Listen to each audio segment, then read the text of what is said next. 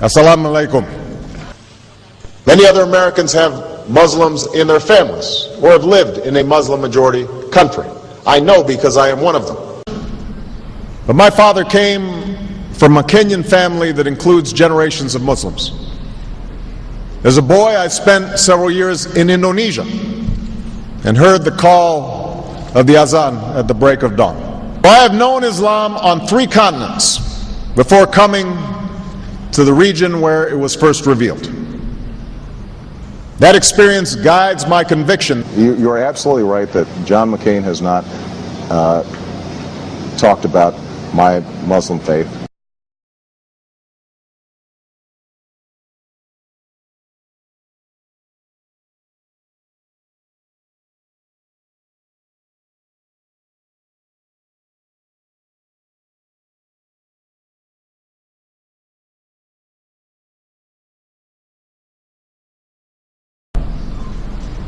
As the Holy Quran tells us, the Holy Quran teaches that, the Holy Quran tells us, and the Holy Quran also says,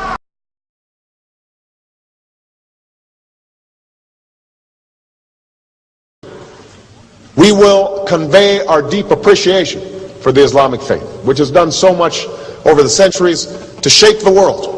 I would like to speak directly to the people and leaders of the Islamic Republic of Iran. Your great and celebrated culture. Over many centuries, your art, your music, literature, and innovation have made the world a better and more beautiful place. We know that you are a great civilization, and your accomplishments have earned the respect of the United States and the world. I also know civilization's debt to Islam. It was Islam at places like Uluzar that carried the light of learning through so many centuries, paving the way for Europe's Renaissance and Enlightenment. It was innovation in Muslim communities that developed the order of algebra, our magnetic compass and tools of navigation, our mastery of pens and printing, our understanding of how disease spreads and how it can be healed. Islamic culture has given us majestic arches and soaring spires, timeless poetry and cherished music, elegant calligraphy, and places of peaceful contemplation. They have fought in our wars, they have served in our government, they have stood for civil rights, they have started businesses, they have taught at our universities, they've excelled in our sports arenas, they've won Nobel Prizes, built our tallest building, and lit the Olympic torch. And when the first Muslim American was recently elected to Congress, he took the oath to defend our Constitution using the same Holy Quran. In ancient times and in our times, Muslim communities have been at the forefront of innovation and education.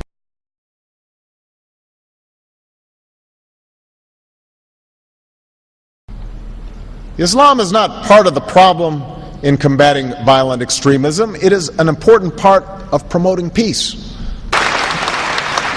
The enduring faith of over 1 billion people is so much bigger than the narrow hatred of a few.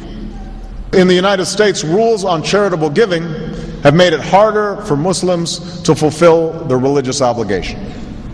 That's why I'm committed to working with American Muslims to ensure that they can fulfill zakat.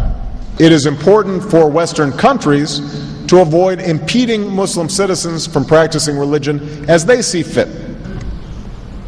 And I consider it part of my responsibility as President of the United States to fight against negative stereotypes of Islam wherever they appear.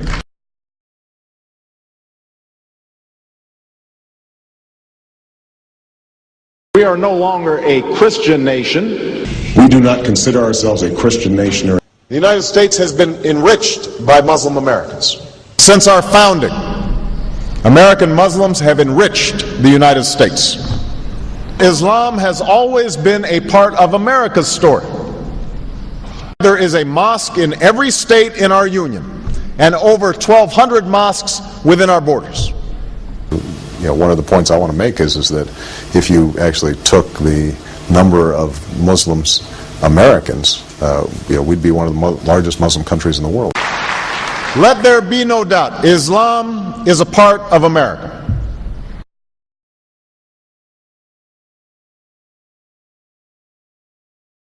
he did bow to the Muslim king, while he did not do it to the British Queen of England. And by bowing, he showed the world that I am subservient. I do bow down to you as a Muslim king, something no other president has done with Saudi Arabia. The Saudi king is his peer. He is not his subordinate in order to bow for him, and this is exactly what Obama did. Usually it is out of respect that someone would nod his head when bowing to royalty, and the ladies will give curtsy. But Obama went beyond what is required as a head of state and bowed to the Saudi king, and that's unacceptable. It sent the wrong symbol. When you say it sends the wrong signal, what signal do you think it sends? It sent a message that Islam is superior to any other master or king or president in the world, that an American president bowed to a Muslim king. It also sent a message that terrorism and jihadism is giving Islam the respect it should have on the world stage, to the point that it made an American president, for the first time in history, bow to a Muslim king.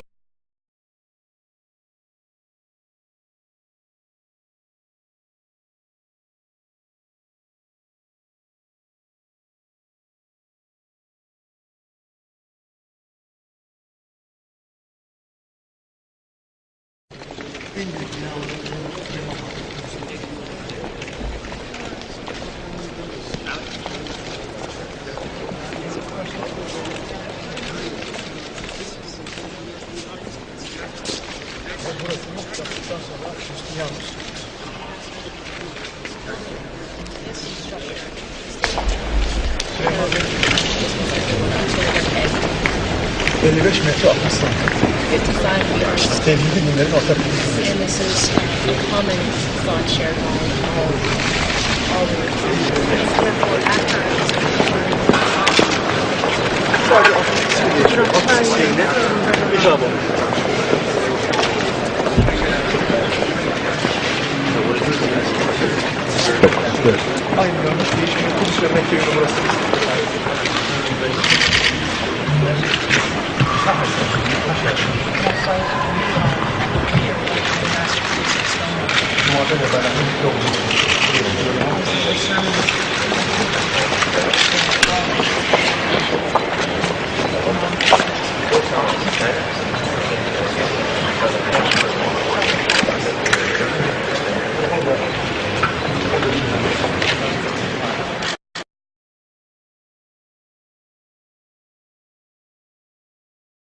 Presidential candidate Barack Obama is trying to change political fashion. He gave a speech in Iowa City today, and he wasn't wearing an American flag pin. Those pins have become synonymous with politicians since 9/11. Obama says he doesn't like how the pin has come to represent patriotism in America.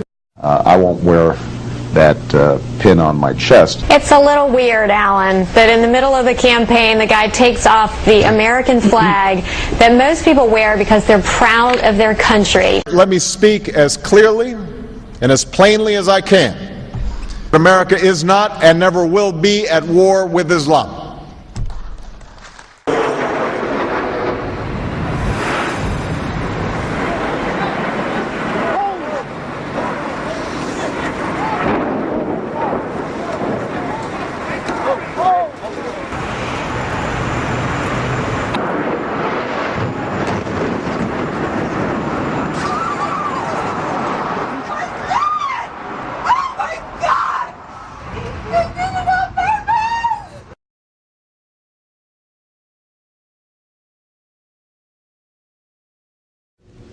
Thank you. And Eid Shoma Mubarak.